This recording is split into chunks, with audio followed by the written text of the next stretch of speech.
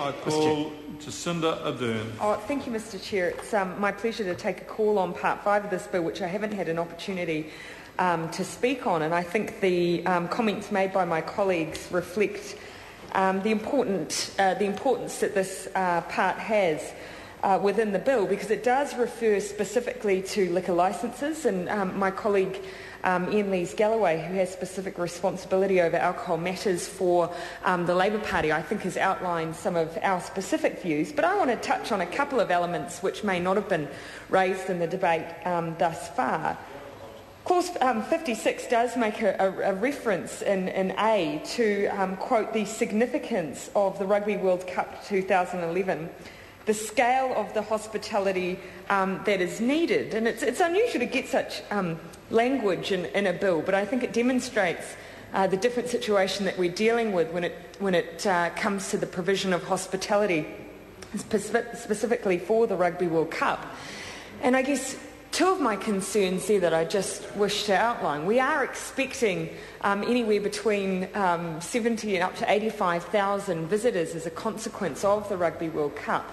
That is a considerable ask for our existing providers of hospitality, particularly within our city centres like Auckland Central, to cover the demands of that huge influx of people.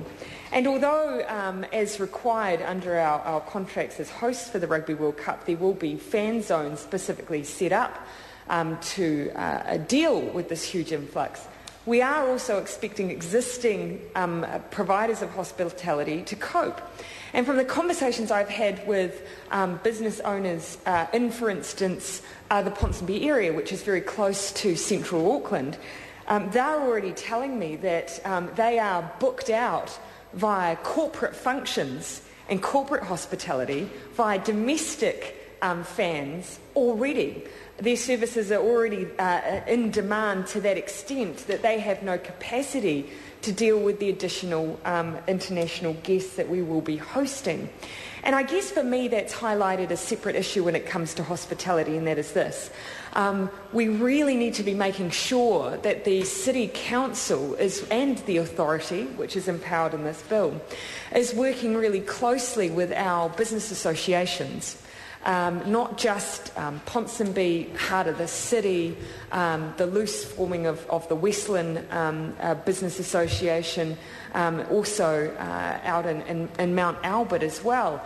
Not only does the City Council need to be liaising with them in a more coherent way, because my understanding is that the transition to the super city has really acted as a barrier to that happening, but also the authority must as well, because they will be our interface with our international guests. And whilst we may put in place all that is necessary to allow additional licences to be granted, there are those existing licence holders who we will be asking to deal with this huge shift.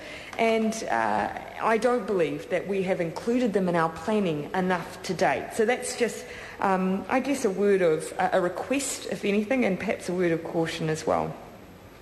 I just want to point out as well that I am pleased to see that under the purpose in this section of the bill, there we have highlighted the importance that or that at least priority is given to matters of public health and safety, and also to the minimisation of harm to persons and property. I wondered whether or not the minister who's in the chair presently, and I've made, I think this is the third call where I've asked a minister to respond during committee stages. I don't think it's happened once, and this has been quite a lengthy debate in committee stages. So that is unfortunate. But the request I wanted to make is to outline perhaps how the government, if they had any expectations as to how that harm minimisation would occur. Now, helpfully, Ian Lees-Galloway has pointed out that an unprecedented requirement will now be that some of these suppliers, those who do hold licences, will need to provide water. Now, that may seem very simple, but anyone who's been to a very large event and knows that they have to give over their firstborn to buy one bottle of water we'll know what a significant change that is. But I wondered if the government could outline other expectations in that area. And I am pleased as well that scattered through this part and also through other parts of the bill, we have seen significant references to public health, something I find ironic given in every other aspect of healthcare generally the government has slashed and burned. Mr Chair.